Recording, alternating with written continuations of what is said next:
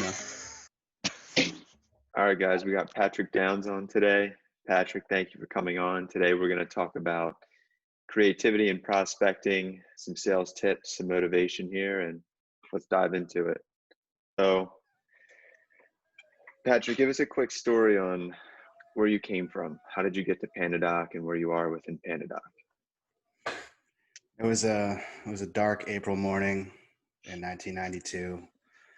My mother was a 27-year-old Christian woman from Portsmouth, New Hampshire, and she thought that she was about to have a son that was going to accomplish a whole lot. But really, what ended up happening was I became the Sales Enablement Manager at PandaDoc, which was, to everyone's surprise, a disappointment. Uh, but in all reality, I don't think anybody thinks they're going to be in sales enablement. I don't even think that existed when I was a kid. I was going to school when I was in my early 20s to be an English teacher. And I thought that I was going to be like a writer at some point and get really drunk in my apartment in Brooklyn until I died. That was like my goal, which was a weird goal to have. But I think when things look dark, that seems like romantic for whatever reason. And I was always just thinking like, there's no way I could ever like hold a 9 to 5. There's no way that I could ever like go to an office. That was just something that I was never okay with.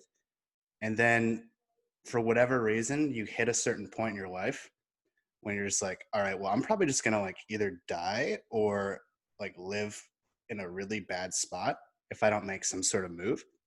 And I made the craziest move. I got in a car that had a broken transmission in Dover, New Hampshire, and my mom and me drove across the country to Phoenix, Arizona for me to start my first job at Yelp. It was an account executive job. I thought that executive being in the title meant that I was going to have my own office and that I would be wearing a suit every day. But what I found out was I was actually going to be cold calling people. And I didn't even know what that really meant. And I was like, okay, like telemarketing? Cool. And kind of. But what I learned was, oh, all I have to do is talk well. Like, okay, like I can talk to people. And it was something I got really good at quickly.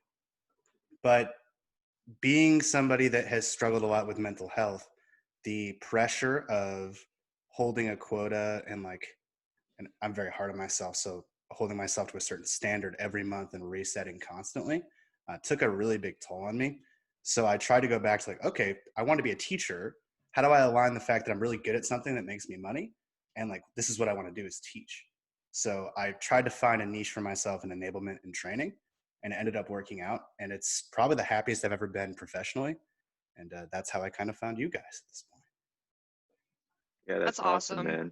For what it's worth, I would take your English class if you're an English teacher. Thanks, man. I might end up doing it eventually. You never know. I was gonna say, Patrick, I feel like the artist journey to sales is a common one. Like, I was just reading a post this morning about, you know, no one really like plans to be in sales. Like, you don't go get a degree like thinking that's where you're gonna end up. For some reason, it just attracts people for a lot of different reasons. But many of those people are artists, like writers, actors, dancers, and what do you think that's all about? It's funny because I think sales is definitely like a performance. Sarah Brazier on LinkedIn, she is now an AE at Gong, and she was an SDR there for almost 2 years. She was a professionally trained actor before she got into the SDR game, and I think it's super common because like you're pretty much getting on like a vocal stage in front of strangers to like usually an audience of 1 to 3 people, but it feels very much like okay, the script is very similar, especially if you're an actor. I'm memorizing lines. I'm inhibiting a character because being a salesperson is definitely like stepping into a character in some ways. And then you're asking for something. I mean, if you're going to an audition, you're asking for a role. So it's the same thing as trying to close something. And you get used to rejection too. Like, who's been rejected more than an actor trying to make it in New York or LA, right? Like, that is the most rejection you'll ever face. So I think those people are perfect for it. And then even outside of like the acting arts, uh, there's a lot of mythology around the fact that the artist is the struggler, that they're going to be living in a dingy apartment and that they're not going to have enough money to get more than ramen. And they're probably weird and don't shower that much, like that kind of thing. And that is a struggle. And I think sales is like a professional struggle where every day you're essentially like putting your fingernails on the cliff edge and trying to hang on. And that's very similar to what most artists go through when they're trying to make it. Yeah, It's a good that's a good analogy, point. man. Yeah, very I feel true. like how does that tie into like, because I know we were sort of thinking about talking about creativity and prospecting today. How does that tie in to prospecting? Obviously, there's a lot of creative choice that goes into it, but like, does the kind of people that are attracted to sales in the way you were just describing, especially like being artists, does that have to do with like how creative you can get in prospecting? Is there any kind of relationship there? Oh, 100%. And I especially now, prospecting and being an SDR requires that you're really good at a lot of skills. And I don't think a lot of people realize it's not just like, oh, I can run a template sequence and I can cold call. That's certainly part of it, but you really have to be like a data scientist. You have to be an ops person. You have to be a copywriter. You have to be a competent cold caller. Like, you have to be good at a lot of things. And you also need to be really good at sourcing like unique opportunities. So for example, we have some people at PandaDoc that have found niches for their outbound prospecting that most people wouldn't think of. And you can't just like take a list that somebody gives you and run a cadence. That won't actually get you anywhere because that's what everyone else is doing. So I think like the creativity part comes in with, okay, like here are the tools that have been given to me and here's the path. Like, how do I break this? Like, how do I find the gray area where I can like sort of take advantage of whatever it may be, the comp plan, the tools, and really get like into the nitty gritty. Also, the personalization element requires a lot of creativity because I'll tell you, as somebody that gets prospecting calls, I hate personalization sometimes. Like, they'll call me and be like, "Hey man, I just saw your LinkedIn post. That's sick. Do you want to look at my call recording software?" And I'm like, "No, that's not enough. You know, like that's not actually personalization. That's just reading my LinkedIn." Personalization is like making an inference based on data that you gather on somebody. So like, if I know that you're a sales leader and your team is hiring and that you sell a SaaS product and your customers are people that are probably in the mid-market, I know certain things about you that I can infer.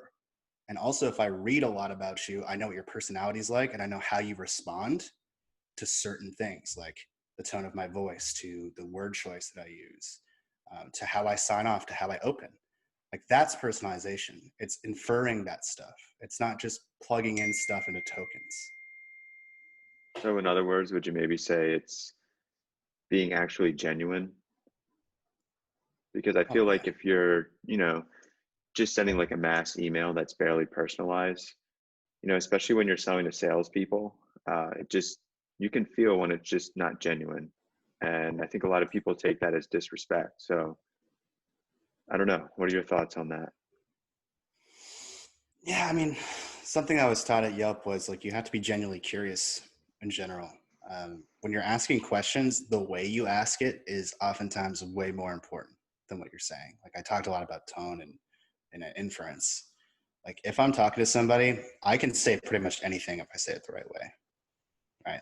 Because it comes off like it's coming from Patrick. And that's, again, the acting point, right? Like, you have to, even if you do not give a shit about the situation, you've had a terrible day, like your girlfriend just broke up with you, your dad died, and like you got to go to a funeral the next day. Well, regardless, Rough I still day. got to get on the phone and sound like I care about someone else when I'm not doing well. And like, that is acting. So the control of your tone is important. It's not something that just happens. Like, I can't just control my tone because I'm good at it. Like, it's an active skill that you're doing, just like an actor would. And if I'm talking to somebody and I cold call them, like, and you guys probably heard the clip where the guy wants to kill me, like, it might come off wrong. Like, I probably kind of messed up that call. And like, and the thing is, everybody messes up. And I think if you have a bad call, it's really good to go back and listen to it and be like, how did I actually come off? Did I hit the intended mark or not?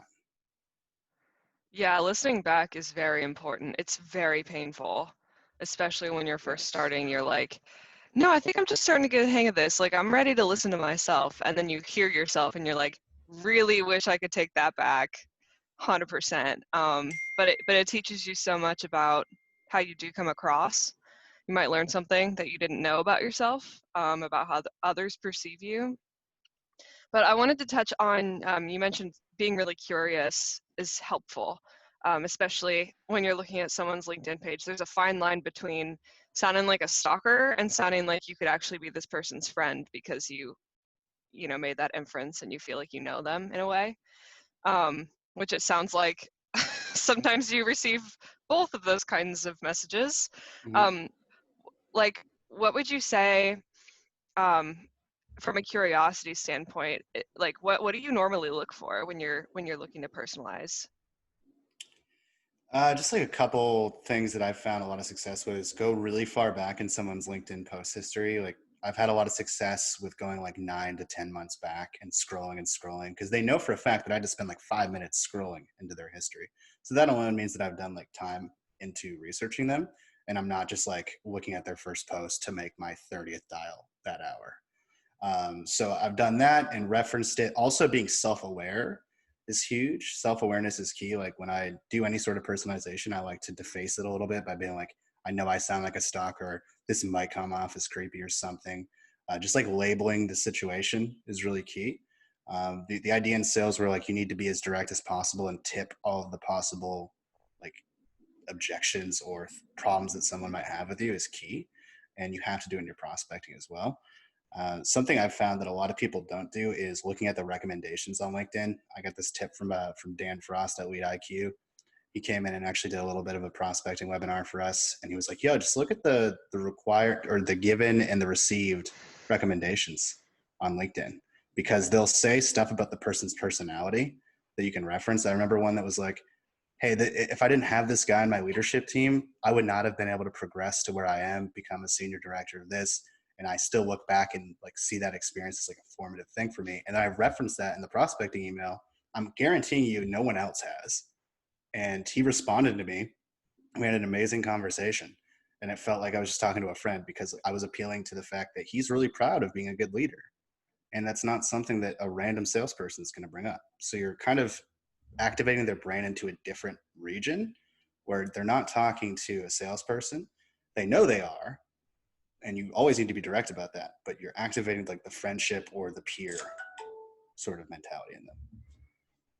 Yeah, and it sounds like too you have to be really specific with your word choice, especially via text or email, just because if you say the wrong thing, it's going to come across a completely different way. But if you've done all of that work to look into someone and then you want to include it like in your email as a salesperson, it's got to be the perfect sentence to convey, hey, I'm not creepy, excited to get to know you hopefully and build a relationship here. I am trying to sell you, but I'm also not just, you know, salesperson number 1001.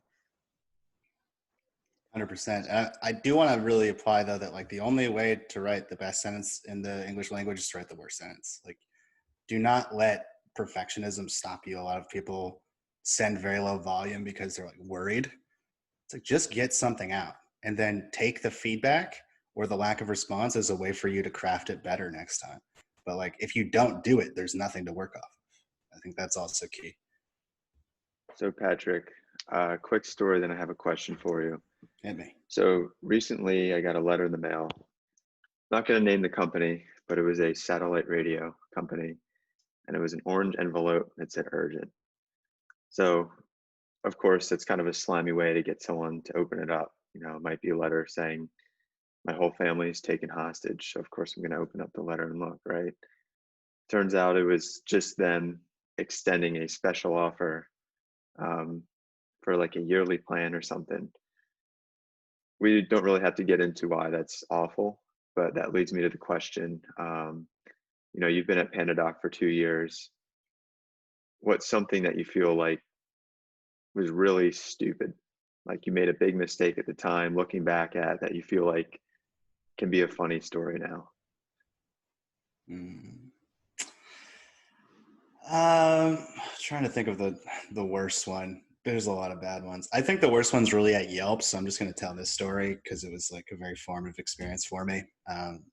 Yelp was very much like a one call close kind of sales shop. The idea was, you know, you don't want too much stuff in your active pipeline. We're trying to get through as much as possible. So I took that really to heart when I was early in my career and I was prospecting into Honolulu, Hawaii. And I talked about earlier, like inferring stuff from people based on different information. I should have inferred that I was talking to someone from fucking Honolulu, because they're the most laid back people in the world. And I was trying to appeal to that, but I just like my tone got out of control and I let my emotions really get into it. So like it would be funny now to see me, but I was standing on a chair in the middle of the Yelp office yelling at an old Hawaiian woman that my name is Patrick. You know me. I'm from New Hampshire, all right? I have feelings. I have emotion. I was like freaking out to this woman. And I don't know what was wrong with me. But looking back, like, man, I wish I could have been one of my coworkers that day just to see me completely lose it. And that was probably like the 5th month of me selling ever. But Can I yeah, me and my corroborate manager you had were a talk. were you actually standing on a Oh, yeah. chair? Hey man, it happens. Bet you This wish poor old work from lady. home was a thing. Yeah, it would I have been a mean, little easier for you. if I'm going to lose it, I want an audience. That's fair. This poor old lady was probably sitting on the beach, drinking a Mai Tai, just chilling on island time, and you have Patrick standing on a chair, just beating into her. That's good, man. That's good. I'm glad we can laugh about that now. Yeah, What it was did definitely you not good at the time. What did you learn from that, if anything? Um, I thought that I could like implement tactics without caring about like my emotional state or my tone or like anything else. Like I was just purely like process driven. And that was a tactic I've actually used later to good success, is like appealing to emotion. But I was just not in the right headspace. And I also learned like a lot about burnout and managing your time from that experience, because it was like at the very long end of a period where I didn't take a vacation, for a really long time, and I was working 15 hours a day. So like that's the kind of thing that people can run into in sales without realizing it, because they're trying to be the best and trying to beat everybody else in the team and trying to hit their number and live. I mean, especially if like you're a new salesperson, you're making 30 to 60K a year and your rent's like half of that. That's really stressful.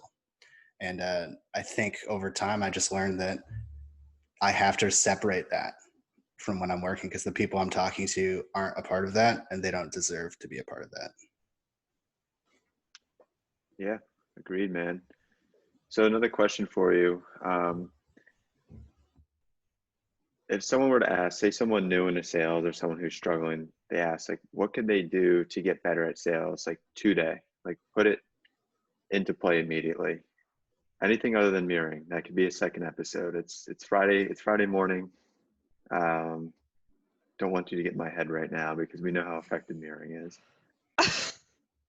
Got a little deep there. If you saw it, you'd understand. It was rough. Yeah, that was a fun night. Me and Brian Greenfader, who you guys should definitely have on soon, We will. went to a hockey game, and then afterwards we met up with Andrew here at an Italian restaurant, and me and Brian just mirrored him for like 30 minutes straight in a conversation. Still haunts me. This was about 6 months ago. Still getting over it. Yep, God, I wish I could have been there just to you don't. watch. I Like probably I would have said, joined in. Let's use your gang up on tactics Andrew. responsibly. Do not mirror for evil. Good point. But your question's a good one, Andrew. I mean, I think now is probably like the best time to want to learn anything about anything. Like if I am determined enough to be good at something, I have a computer and the internet. And if you have those two things, you could find a way. Like literally, if I just like Googled, how do I get better at sales? I would find some thread that I could follow through for like 3 to 4 hours and then eventually stumble on something. But if you're looking for a little bit more guidance, I'd say that looking for people that you respect, and then who do they respect? Like oftentimes I'd be like, okay, these are like the top 5 people that I like trust. Who are they listening to? And then I know that that's where they learned it. So I'd go to those people and either consume content they made or talk to them personally. Also just like reading a lot. I probably read 50 sales books. That's something that I just enjoy at this point. It was such a pain in the ass to get myself to do it at first, but it really does pay off because you learn a lot of different perspectives, because oftentimes people get stuck in one idea. And I really love the idea of like refreshing that constantly and getting the best possible techniques and mindsets. Also, just like, dude, podcasts. You can do that while you're doing anything else. Like Kevin Dorsey's podcast is super good. Like anything from Scott Leese, his Surf and Sales podcast. He puts out 6 episodes a week or something crazy like that for free.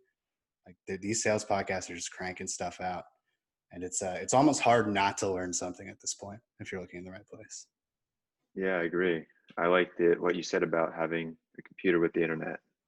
You know, the internet's an open book, so always new ways to find, you know, new sales skills. And you know, not everything works for everyone. You know, different sales tactics work for different people, but there's always something you could find online that you can at least try to implement. You know, some trial and error as well. I think that's all part of sales. I think like taking responsibility for your self development is a big one. Like oftentimes people will come to me and it's like, well, I didn't know that. Like I never knew you could do that. And they're kind of like angry about it because they're trying to justify their failure with, oh, I didn't know that. And it's like, if you took complete like responsibility for your learning and development and just don't expect someone else to come to you, like there's no area in your life that you will be completely taught everything you need to know. You have to like actually go out and seek. And if you're not willing to do that, you will never ever get even close to being like more than competent at any task, in my opinion. Like imagine an artist that didn't go on their own and read books or talk to other artists, an actor that didn't study the script. You know, that just doesn't exist. So like don't use that as an excuse. I didn't know that is not an excuse. You can find it. Yeah, that's a really good point. And the other thing that I've found just personally about consuming content, especially sales content, is that it really pumps me up to like want to get better. And so if I'm having a particularly just like low motivation day, that's the time that I turn something on and I'm like, okay, well, like I'm still going to do this today, but I want to get better at it over the long run, and today is my chance to do that. Like I can take one step. So let me just turn on the podcast. It's all I have to do, and then I'll listen because it's on. You know, like one step at a time, and you'll look back in a couple of years and be like, wow, I really learned a lot because I did what you said. Like I took responsibility for my own development, especially in the moments where I really didn't want to. Yeah, I mean, there's no single human being that's like been the best at anything that's just waited. You know, like that doesn't exist. Like if you're sitting there waiting to be better or wishing you were better at something, like that's why you're losing. And like anybody I know that really gives a shit and tries, even if their results like aren't as great, they're seen as just as good as anybody else because they're trying. And like I think that is the number one thing people miss.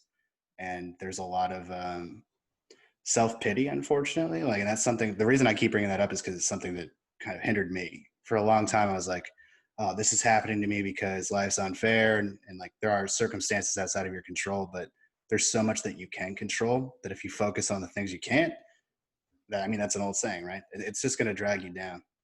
So always try to find one thing you can do. Even if it's one thing and you're having a terrible day and you're depressed as hell and you can't get out of bed, like find a way to make your bed. And whatever that is for you, it's going to pull you out and you'll be okay. Yeah, One I step think at a time. that's also really good advice for like salespeople in particular, SDRs, because I feel like a lot of SDRs are pretty young. You know, the 20s, you're just trying to figure stuff out, like let alone figure out your career. There's so much else going on. So having this one thing to hang on to of like, yeah, I am taking responsibility for my career today. Like I'm going to turn on that podcast and listen to it. That is something that's very actionable. Someone can do right now. I think that that's very good and awesome. Hell Did yeah. either of you see The Last Dance with Michael Jordan? I just finished it. No. Nice. Yeah, that goes to show, you know, everyone watches him play and they, you know, probably the greatest of all time. But when you look into that, you see what he did in practice, what he did to pick his teammates up.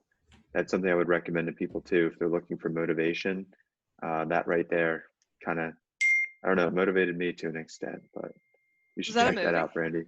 It's a documentary. I think it's 8 episodes. It's on Netflix now. It's Check it out. unbelievable, man. That put me on a whole Yeah. other plane when I watched that because, like, he's, you know, his skill in basketball was pretty similar at the beginning to everybody else. His real superpower was he is an insane person. Like the way he thought about life was just different. And that is the only thing that was different between him and his teammates. I mean, you look at Scottie Pippen, an amazing basketball player, but he's never talked about the same way because Michael is an insane person. Like you have to have a sense of like no boundaries in your mind and being willing to think differently and almost like dangerously to be the best. And I think that's something to pay attention to. Definitely. Yeah. All right, I got one more question for you, Patty D. Can you tell us about one success story that you've had that really just sticks with you? Like on my own or someone else? On your own, like something you accomplished or achieved that you're super proud of. My current situation, like I wake up every day and like things are still hard in some ways, but I've never felt more like activated and more in my element. And for a long time I wanted to create, and I feel like I was just consuming. So like for me, the success was like activating on things that I knew I could do and things I wanted to do for a long time. And part of that is helping people. I mean, I felt a huge hole in my life where I was only pursuing my own gains, and it was hard. Like I didn't feel like I was even alive for a long time. And like there was a moment, I was just talking to someone about this. I was outside the other day and I looked at the sunset and I just started crying. And I was like, okay, I've never given a shit about the sun. Like I've never cared about nature. Like being outside never did anything for me. But I was just looking around, I was like, man, I'm just like really happy to be alive and here. And to me, like my biggest success lately has been feeling like I have purpose again and that I'm able to like, do what I want to do. And I think that's the end goal. And I hope to live that as long as possible. There you go, baby. Yes. Let's fucking go.